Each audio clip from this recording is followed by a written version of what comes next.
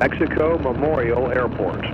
Automated weather observation 19050 Zulu weather wind 150 at 6 visibility 10 ceiling 9000 broken 1000 broken temperature 25 Celsius dew point 22 altimeter 2993 remarks density altitude 2200.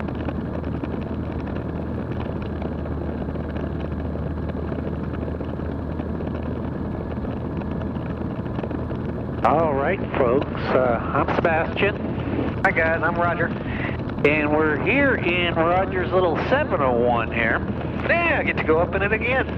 And we're celebrating the 701's 40th anniversary this year, and this is our Oshkosh preview video, so we thought it'd be a good opportunity to take the little 701 flying.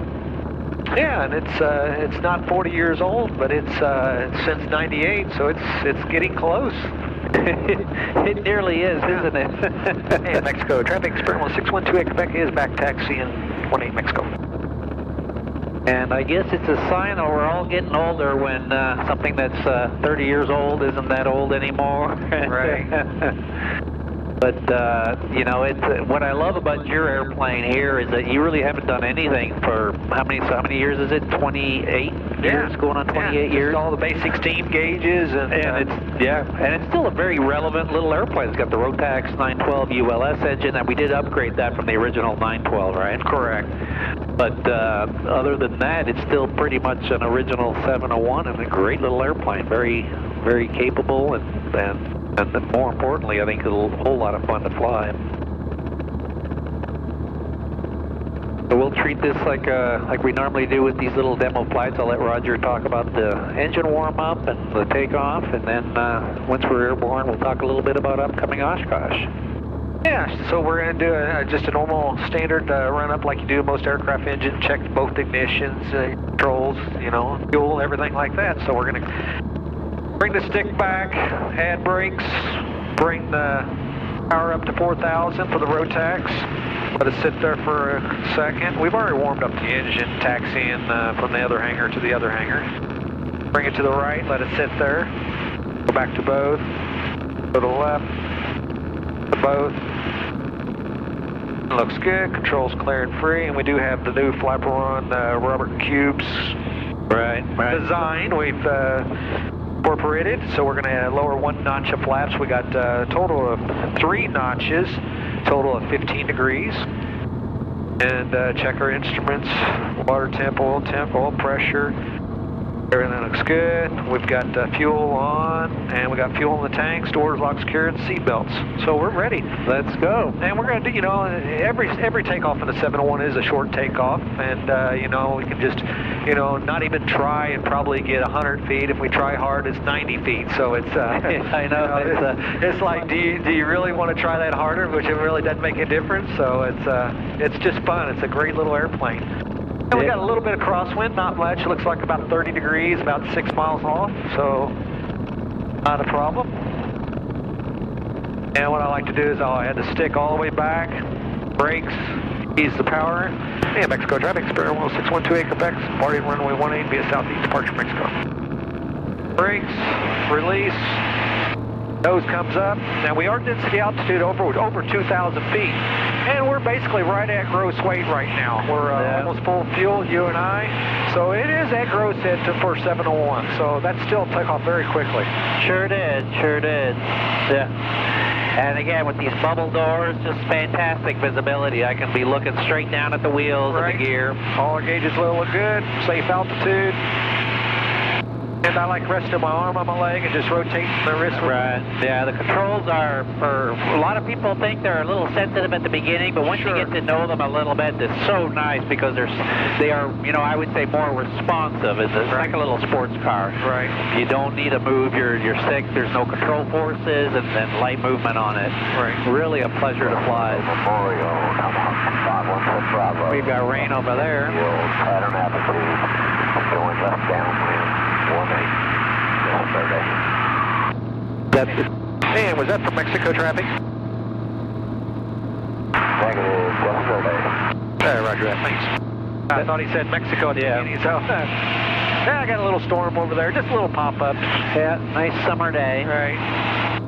So as you can see, everything is really green now. All the fields are out. We've had some hot weather lately, and starting to get into the middle of summer. And of course, Oshkosh AirVenture EAA is our big, that is the mecca for aviation. Like, I mean, everybody and anywhere in aviation. And it's interesting. It's not just the experimental stuff, and it is the EAA that puts it on, Experimental Aircraft Association. But it's pretty much everything to do with aviation is Oshkosh. And that's what we love about it. It's really the place to be for aviation for those days. And of course, we'll have our standard booth set up, 610, 611 in the north display area. We're always in the same area year after year after year. Makes it really easy for you guys to find us. And it's a good location too, and we really like it. Yeah, and I just can't wait, is it work or is it vacation? I still can't figure that out, That's great, I know, and we are lucky that it is work for us, because we'd be there anyway, wouldn't we? Yeah. No, it is. It's a lot of work, but it's a lot of fun at the same time. Yeah, we love meeting the customers, especially out there. Great people, lots of activities. We get to show the airplanes, get to sit in the airplanes, and it's nice because we always get quite a few Zeniths that fly in also. So those of you that visit can come out and look at the other airplanes as well. And as we usually do, I'll be putting on a number of seminars with the help of my brother Matt as well. One seminar I want to call out, especially for existing owners and second owners, is Matt's seminar on ongoing airworthiness. He just shares a lot of information, what resources are available to second owners, how to maintain your airplane, how to find that information to maintain service bulletins and things like that. Just a lot of good, useful information. And then I do a couple seminars too. I'll have a Zenith updates one, and we may have a surprise or two in this year and there. We don't like to talk about it. We don't want to be any spoilers yet, but we are looking forward to sharing some new information with all of you enthusiasts and builders and flyers. And then we also use the opportunity to not just show the finished airplanes, but to try to help you guys out to learn more about building and flying. Once again, we're sponsoring the sheet metal workshop in the aeroplane hangar right there. My son Calvin will be doing assemblies every single day out there. We'll be working on assemblies. I think we were even talking about maybe bringing a set of floats out there to be working on, things like that. So looking forward to doing that. And once again, we'll be sponsoring the women's only workshops in the sheet metal area as well, and that's to give women a chance to actually, I think we built the binder kits again, but to give women a chance to see that, building and flying an airplane is not just the territory of guys. Women are very capable in doing that. What are you doing there? I'm just playing around. Yeah, and this is pretty typical flying for Roger. We're 1,500 feet above, so, we're basically just at pattern altitude. Right. And just a beautiful day. These overcast days are actually some of the best flying days, aren't they? They are. And then, of course, at Oshkosh, we have the annual Builder Dinner, and that's on Thursday night. And that's just a great gathering for builders. We'll have a few special guests as well. I'll have a prepared word, probably talking about our new stuff. And then we also, the night before, the Wednesday night, the night air show night, we also have a happy hour at the Zenith booth. Our friends at Viking Aircraft Engines come out for that. And so, yeah, we just have a lot of activities. I'm like I do most years, the flight to and from Oshkosh is just as much fun as once we get there. It is. Yeah, you're nicely trimmed out, aren't you? Hands-free. Look at that. Light airplane like that, hands-free. Yeah, even our knees aren't flying, aren't they? And that's light, so it's going to want to drift a little here and there. Yeah. It's just the nature of it. But look at that. Yeah, that's amazing when you think about it. The fact that we're 800 feet above ground and we're still perfectly level like that. Thermals don't affect it or anything else. Yeah. Just a great little design. So what else do we have to talk about Oshkosh? I think that covers it. I did want to do a little bit shout out to all the guys that took advantage of our $250 rudder kit offer for in honor of America's 250th birthday.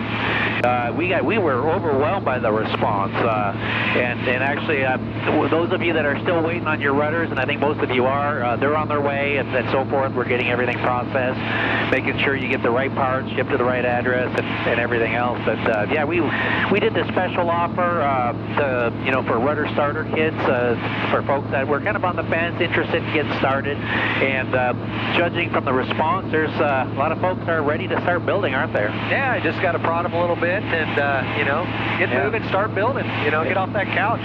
Let's that's build. it. Yeah. Well, when I talk to existing builders about the toughest part about the whole project, it's always that getting started, getting going, and which is why I think we'll continue to encourage folks. If you're on the fence, if you're looking at getting started, just do it. Just get started. And again, you don't have to spend a lot of money to do it. You don't have to spend a lot of time and resources. Just get started with the rudder starter kit. Come out to one of our factory workshops, something like that, just to be able to get going on your project. Right. And I might mention this also too. I've got several builders wanting to meet up or fly with us to Oshkosh. Oh, yeah. And we don't fly in formation. It's just very, very loose. We're going to probably leave on the next Saturday morning early from Mexico, and we're going to head that way. And we'll probably be on the Finkers frequency if anybody wants to join us. Right. 1, 2, 3, 4, 5, and they're more than welcome. But like I said, it's just it's a fun little flight up to Oshkosh. Yeah, we might do 2 or 3 stops, so we're not going to try to take off from Mexico to land at Oshkosh. We might stop every hour, have breakfast, have lunch, because we're not in a hurry. This is our vacation too. And we enjoy the flight, and it's not a long cross country flight, but it's a real cross country. So we will spread it out throughout the day. Right. And that Saturday, we'll plan on arriving at Saturday. Obviously the same day we take off, but that's some of the mass arrivals, and we try to work around that, and usually there's some pop-up storms that we have to avoid as well. So it's one of those things, we plan it, but we don't over-plan it because we just have to adapt to the current conditions. Right, and if somebody's never been in there and a little bit nervous, I'm not going to say I'm going to guide you all the way, but I will help you out and make you feel more comfortable. So yeah, it's like doing anything for the first time. At the beginning, it's a little overwhelming, but it's something you'll always remember flying into Oshkosh because it is memorable, for good reasons. Not just it's not always scary. It's actually pretty easy, and I'm always amazed personally. It could become the world's busiest airport with very little talking on the radio. Yeah. Like if you're flying in, they actually don't want you to talk on the radio. It's kind of nice. So I know we still have work to do. So you just want to head there now? No, gosh, yeah.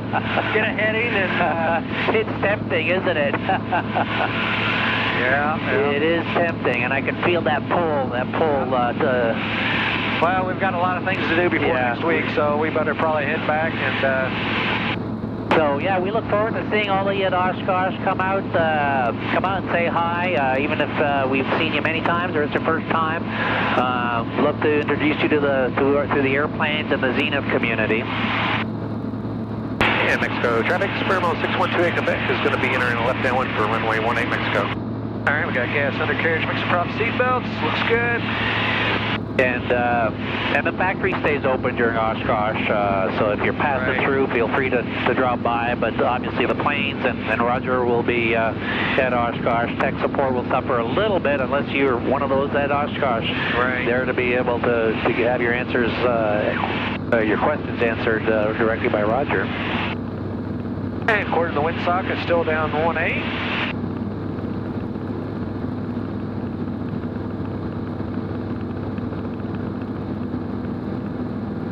And beam the numbers, bring back power, lead off the airspeed, add a little bit of flaps, base to final.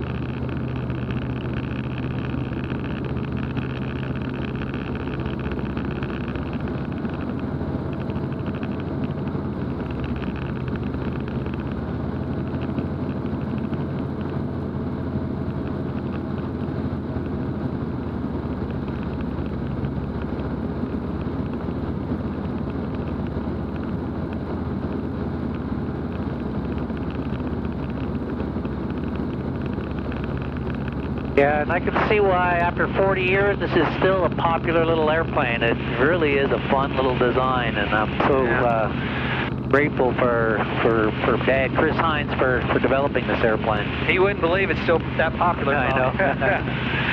Yeah.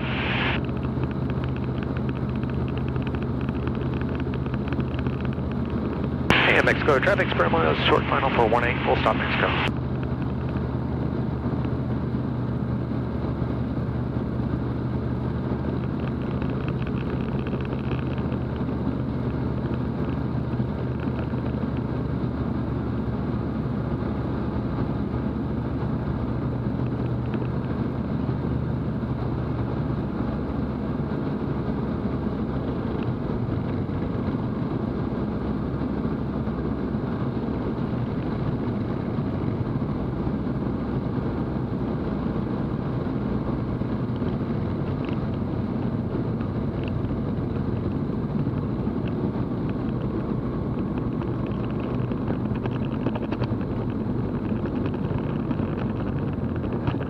Well, I've said it before, but nice job. You nailed the center line again. I was off just a little bit, but I had to make sure I was on there. Oh, that was good.